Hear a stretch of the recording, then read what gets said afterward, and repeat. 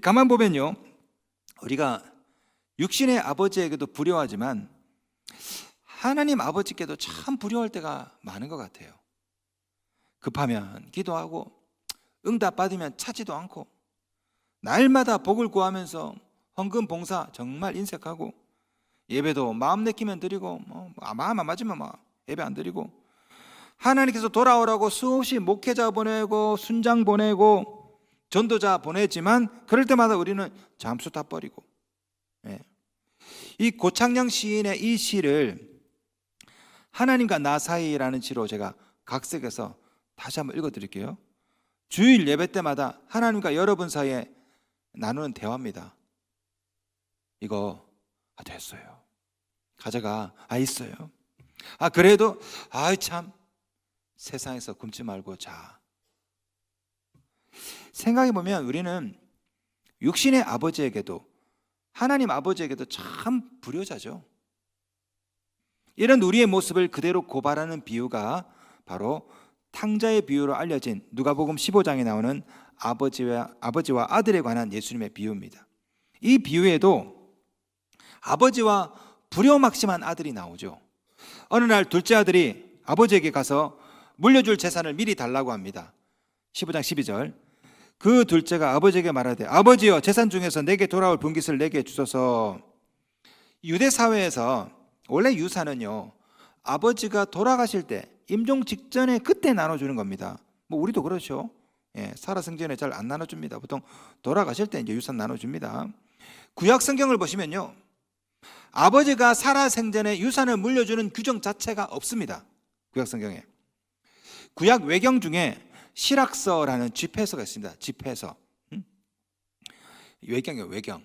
잠언하고 아주 유사한데요 우리 개신교회는 이 성경이 없습니다. 근데 가톨릭에는 28번째 성경으로 딱 들어있습니다. 실학서라고요. 그 실학서 33장에 보시면요 생전에 자신의 재산을 자녀에게 절대 증여하지 말아라 이게 나와 있어요. 실학서에. 읽어드릴게요. 내가 살아있는 한 내 아들이나 아내에게 혹은 형제나 친구에게 너를 넘어서는 권력을 주지 말라. 내 재산을 남에게 주지도 말라. 내가 내 생을 마감하는 죽음을 앞두게 되면 그때 내 유산을 분배하도록 하라. 실학서에 딱 들어있습니다. 가톨릭 성경에는 들어있어요. 살아생전에 유산 미리 주지 말라고. 유대 사회에서 부모님이 살아있는데 유산을 미리 준다는 것은요 엄청난 불효입니다. 그런데 둘째 아들은 아버지가 버젓이 살아있는데 유산을 미리 달라고 해요. 유산을. 이 말은 유대 사회에서 어떤 의미냐? 아버지 빨리 돌아가세요. 이거 똑같아. 참 못된 놈이죠.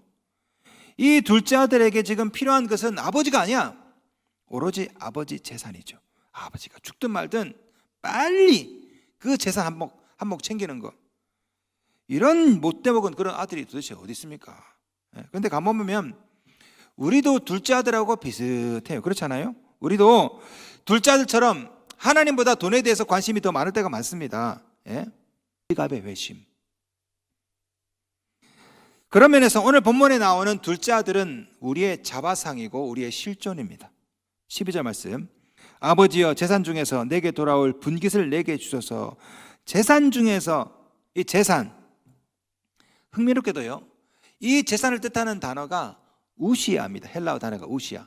원래 재산을 뜻하는 돈을 뜻하는 단어가 많아요. 그리스어 중에. 근데 하필이면 여기는요 우시아라는 단어를 썼습니다. 우시아. 우시아가 뭐냐면요 본질이라는 뜻입니다. 본질. 우리 교회사에 보시면 유명한 유사 본질, 동일 본질 논쟁이 있어요. 여러분 잘 모르시지만 신학교에서 가르치는 건데 거기 보면 호모 우시아, 호모이 우시아, 우시아가 나오고 이게 이제 본질이라는 뜻이에요. 우시아.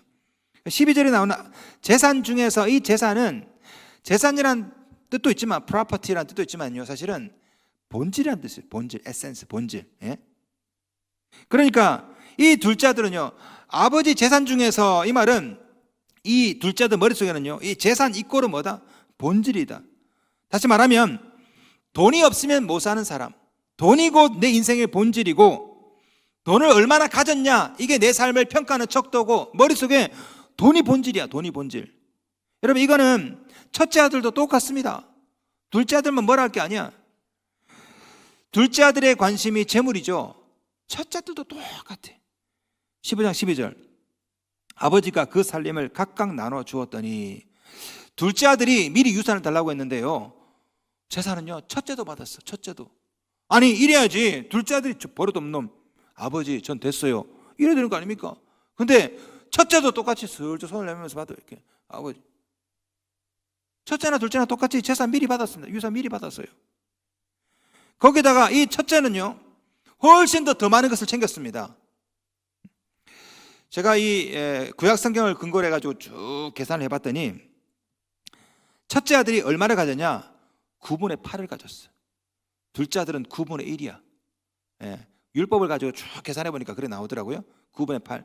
돌아가실 경우, 살아 생전에 뭐 여러 가지 경우의 수를 계산해 보니까 첫째 아들이 훨씬 많이 가졌습니다. 15장 31절 보시면요, 나중에 보시면 아버지가 이렇게 말씀하시죠. 내 것이 다 내 것이로되, 이런 말이죠. 내 것이 다 내 것이로되. 이 말 맞아요. 아버지께 다 첫째 아들 거예요. 첫째 아들 거 훨씬 많이 챙겼죠. 그러니까 첫째나 둘째나 머릿속에는 아버지는 없어요. 온통 돈밖에 없습니다. 둘째는 아버지가 죽든 말든 미리 유산을 달라. 첫째는 동생이 오든 말든 내 송아지 이것 때문에 막 절절대고요. 첫째나 둘째나 돈이 본질이야. 하나님 아버지 관심 없어. 아버지 동생 관심 없어요. 여러분, 어쩌면 이 모습이 우리들의 모습 아닙니까? 믿는 자나 믿지 않는 자나 똑같이 돈이 본질이야. 돈 생각밖에. 하나님 관심 없고. 이 돈에 대한 사랑은 결국 하나님과의 관계 단절로 이루어집니다. 예배냐 돈이냐, 우리는 고민할 때 너무도 쉽게 돈을 선택하죠. 그렇지 않습니까? 만약에 이 예배 안 드리고 오늘 한번 나가서 일하면 일당 100만 원 주겠다 하면 여기 몇 퍼센트 남아있을까? 99%는 예배 안 드리고 아마 돈 벌러 가지 않을까요? 아유, 목사님 저는 안 그래요. 좋습니다. 좀 올려보죠. 일당 1,000만 원 준다고. 1,000만 원 준다고 하면 여기 몇 프로 남아있을까요? 아마 제가 제일 먼저 없어질 것 같아요. 토마스 머튼이 이런 얘기를 했습니다. 현대 사회에서 돈은 성령이 교회에서 차지해야 할 역할을 악마적으로 찬탈해 버렸다. 돈에 눈이 멀면 하나님과의 관계가 너무도 쉽게 끊어집니다. 오늘 본문에 나오는 둘째 아들 볼까요? 15장 13절. 그 후 며칠이 안 돼요. 둘째 아들이 재물을 다 모아가지고, 어디죠? 이렇게 보면 다 모아가지고, 헬라 원어가 슈나가곤인데요, 이 단어 뜻은 뭐냐면 현금으로 교환하다, exchange라는 뜻이에요. 현금으로 교환하다. 이걸 왜 다 모아로 번역했는지 모르겠습니다. 다시 말하면 아버지에게 물려받은 양, 땅, 이것들을 다 뭘로? 돈으로 다 바꿨다요. 돈으로. 그리고 먼 나라로 가버립니다. 여러분, 유대 사회에서 재산을 미리 상속받는 거 하고요, 상속받은 재산을 휴대할 수 있는 돈으로 바꾸는 것은 굉장히 다른 개념이에요. 여러분, 농촌 사회를 생각해 보세요. 아버지가 아들에게 땅을 물려줬어. 아들아, 이제부터 이 땅은 네 거다. 그래도 그 다음 날도 아버지와 아들이 같이 있죠. 왜? 땅이 어디 뭐 발이 있어가지고 어디 멀리 갑니까? 땅을 미리 물려줘도 여전히 다음 날도 아버지랑 살아요. 그 다음 날도 아버지랑 살고. 그런데 땅을 팔아서 돈으로 바꿔버리면요, 그때부터는 집을 떠나죠. 아버지를 떠납니다. 똑같습니다. 유대 사회에서도 재산을 물려주는 거하고 이것을 돈으로 바꾸는 것은 굉장히 다른 겁니다. 돈으로 바꿨다, 이 말은 뭐예요? 관계 단절을 의미해요. 아버지를 떠나버리는 겁니다. 둘째 아들이 지금 그렇게 하고 있거든요. 아버지에게 미리 상속받은 유산을 갖다가 몽땅 현금으로 바꿔서 먼 나라로 떠나버렸습니다. 무슨 말입니까? 아버지와 연을 끊어버린 거지. 그리고 그 먼 나라에서 자기 마음대로 삽니다. 15장 13절. 먼 나라에 가 거기서 허랑방탕하여 그 재산을 낭비하더니. 허랑방탕하여, 원어 뜻은 뭐냐면, 여러분 키질 할 때 그 겨 같은 게 바람에 휘 날리는 거 있지 않습니까? 이 허랑방탕 원어 뜻이 바로 그거예요. 곡식 겨가 바람에 휘 날려가듯이 아버지에게 미리 상속받은 그 유산, 그걸 돈으로 다 바꿨더니 먼 나라로 가서 마치 곡식의 겨가 바람에 날리듯이 허무하게 공중에 다 사라져 버렸다는 거예요. 참. 자, 그래서 정말 행복해졌을까요? 이 아들이. 14절. 다 없앤 후 그 나라에 크게 흉년이 들어 그가 비로소 궁핍한지라 돼 있죠. 재산을 다 탕진합니다. 급기야 그 나라에 크게 흉년이 들었습니다. 여기서 흉년이 들었다, 갑자기 흉년이 들었다라는 겁니다. 그래서 여기 보시면요, 그 나라에 크게 흉년이 들었다 되어 있는데 공동 번역을 보시면 마침이라는 단어가 들어있어요. 원어에 보시면 마침이라는 단어가 들어있어요. 때마침 흉년이 들었다는 겁니다. 때마침. 이거는 우연히 일어난 게 아니라는 거예요. 필연이라는 거예요. 필연. 반드시 하나님의 계획이 있는 거죠. 물론 어느 정도는 버텼을 겁니다. 왜? 아버지에게 챙긴 재산이 있거든. 그걸로 어느 정도 버텼지만, 하지만 이 흉년에 얼마 못 가서 현금이 드디어 고갈나기 시작합니다. 고갈. 결국은 다 써버렸지. 그래서 결국엔 돼지를 치는 종이 되었습니다. 15장 15절. 가서 그 나라 백성 중 한 사람에게 붙여 사니 그가 그를 들러 보내어 돼지를 치게 하였는데, 자, 드디어 노예가 되어서 돼지를 치는 일을 하게 되었습니다. 그런데 아마 급여를 잘 못 받았던 것 같아요. 급여를. 세상이 그렇죠. 세상에 사기꾼밖에 없어요. 사기꾼밖에. 날마다 사기당해서 이렇게 돈을 잃고 저렇게 돈을 잃고, 돈 앞에 친구도 없고 의리도 없습니다. 오늘 본문에 나온 이 둘째 아들이 먼 나라로 가가지고 허랑방탕하게 돈을 쓸 때 그 주위에 있는 모든 사람들이 그렇게 생각했겠죠. 어디서 호구 하나 왔구나. 야, 작전 쳐. 돈 다 탕진하게 맞는 거야. 그리고 돼지를 치는 그런 노예가 되었는데 그 주인도 너무 인색한 사람이고 나쁜 사람이야. 월급을 안 줘, 월급을. 결국 둘째 아들은요, 돼지 먹는 쥐염 열매로 배를 채우는 지경에 이르렀습니다. 15장 16절. 그가 돼지 먹는 쥐염 열매로 배를 채우고자 하되 주는 자가 없는지라 종으로 살다가 드디어 거지가 되었습니다. 그런데 성경 보시면요, 주는 자가 없대요. 거지로 사는데 아무도 뭐 하나 주는 자가 아무도 없대요. 여러분, 이 모습이 바로 하나님을 떠난 인간의 실존입니다. 하나님을 떠나면 자유로운 것 같죠? 주일 예배 안 드리고 뭐 성경 공부 안 하고 이 주일날 뭐 단풍 구경 가고 뭐 캠핑하면 얼마나 좋겠어요? 야, 너무 자유롭다. 하지만 하나님의 품을 떠나면요, 결국엔 이렇게 되는 거예요. 결국에는. 여러분, 둘째 아들도 어쩌면요, 왜 아버지에게 미리 유산을 달라고 했을까?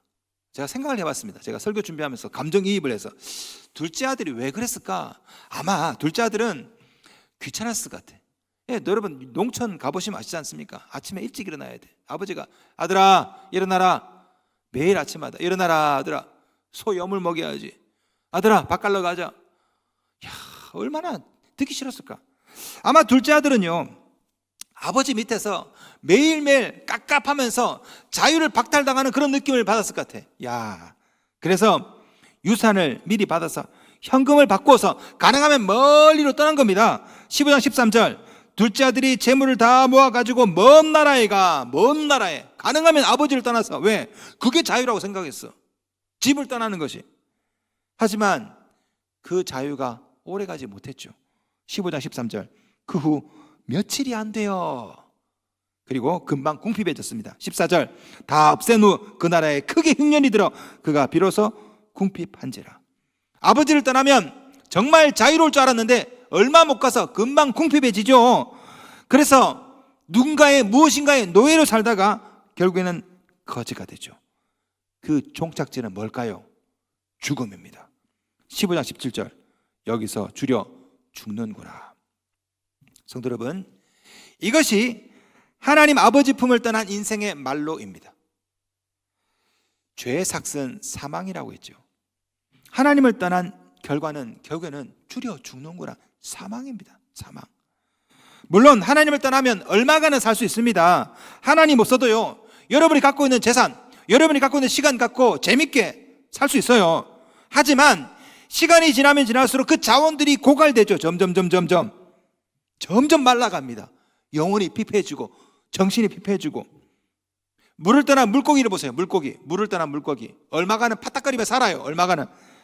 하지만 시간이 지날수록 점점 말라갑니다. 피부도 말라가고 눈동자도 흐려지고. 이것이 하나님을 떠난 인간의 실존이에요.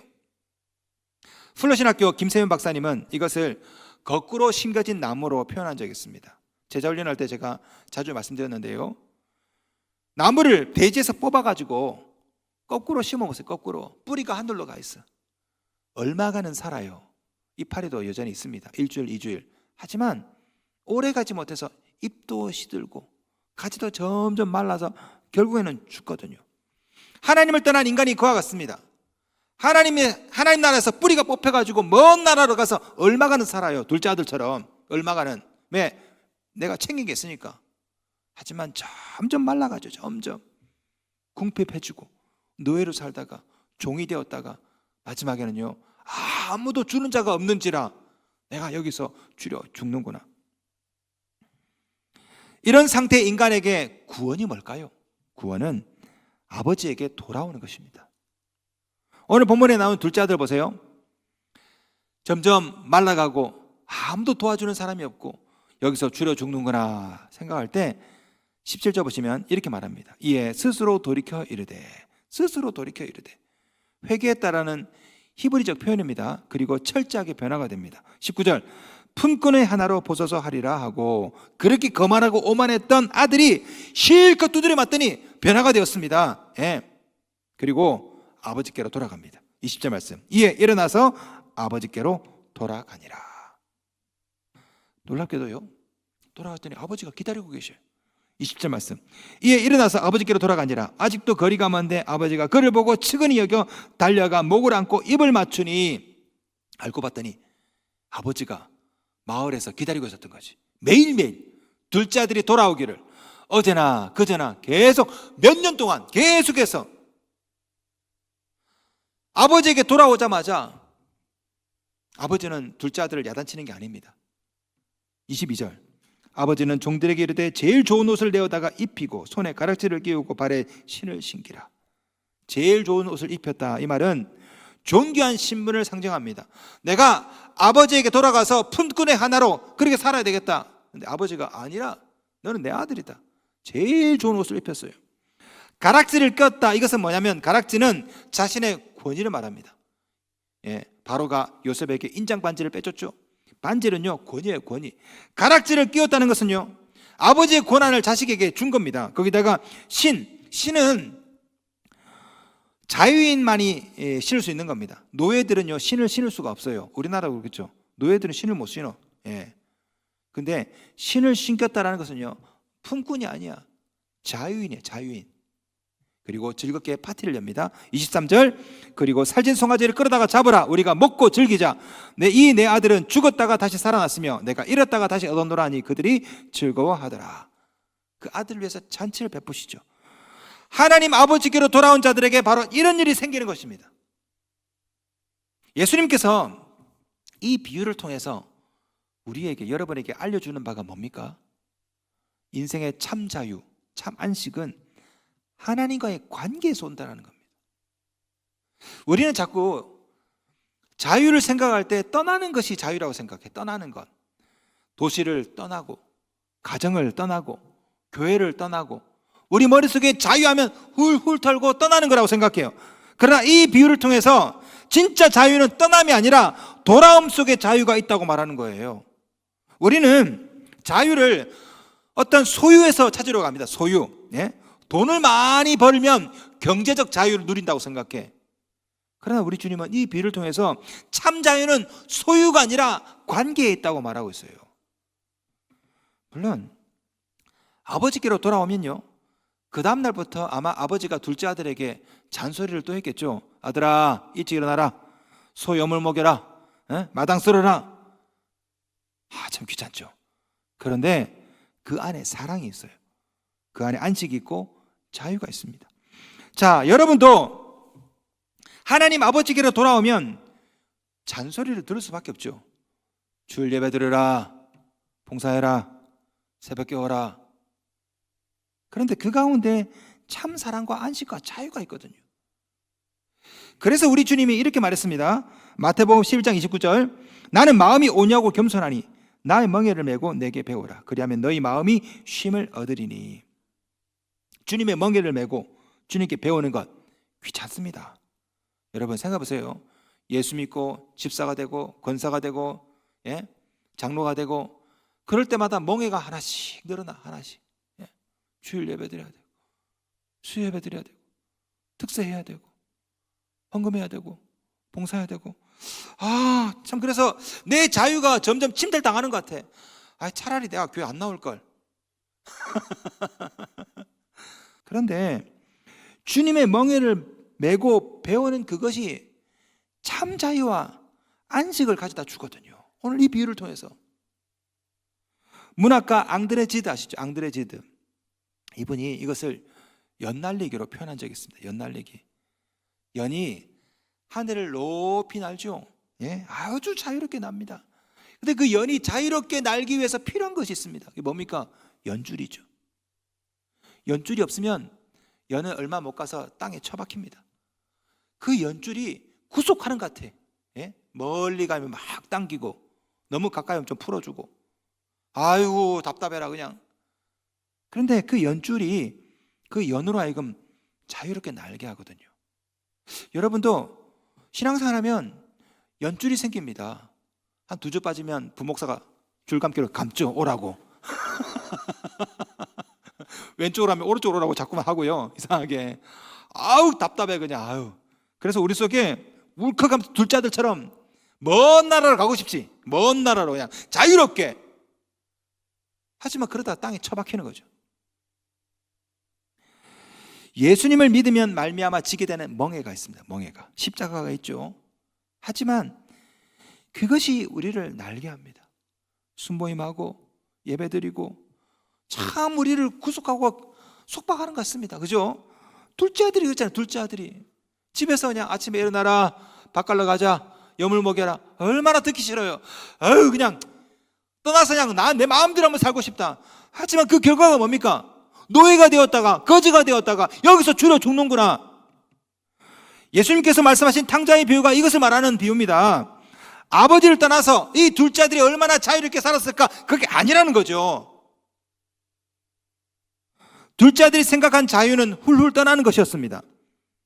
그런데 둘째 아들이 깨닫죠. 이게 자유가 아니구나. 진짜 자유는 아버지께로 돌아오는 것이구나. 둘째 아들이 생각했던 자유는 돈을 소유하는 것이었습니다. 돈. 예? 그래서 아버지가 물려준 재산을 얼른 돈으로 바꿨어요. 그러나 그 결과는 자유를 박탈당한 노예였죠. 이 아들이 언제 참 자유를 경험했습니까? 아버지와 관계가 회복되고 나서. 진정한 자유는 소유가 아니라 관계거든요. 성도 여러분, 자유는 훌훌 떠나는 것이 아닙니다. 가족을 떠나고 교회를 떠나고 그러면 자유로울 것 같죠? 그건 자유가 아니라 외유입니다. 외유. 떠돌아다니는 거죠. 참 자유는 주님 품 안에 있습니다. 그러므로 성도 여러분, 방황하지 마시고 주님께로 돌아오십시오. 자유는 소유에서 성취해서 오는 것이 아닙니다. 진정한 자유와 안식은 주님과의 관계에서 오는 것입니다.